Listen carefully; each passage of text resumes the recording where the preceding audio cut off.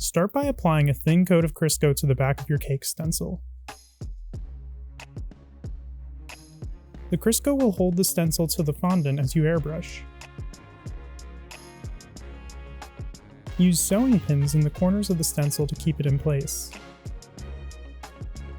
Press Saran Wrap to the top and back of the cake to prevent food coloring overspray. Test the airflow on a piece of paper towel before airbrushing the stencil design.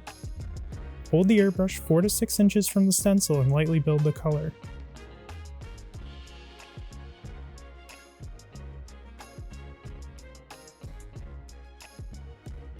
When you run out of Amara Mist food coloring, refill your airbrush.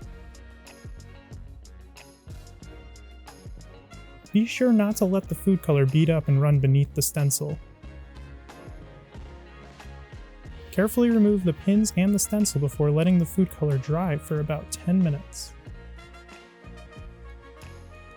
Once dry, overlap and line the stencil back up using the pins to hold it in position.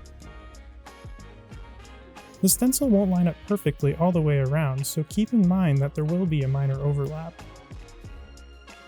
Place Saran Wrap on the top of the cake and on the back to prevent overspray. Lightly build the color on the next section, overlapping the design with the stencil. Gently remove the stencil and the Saran Wrap, and your cake is complete.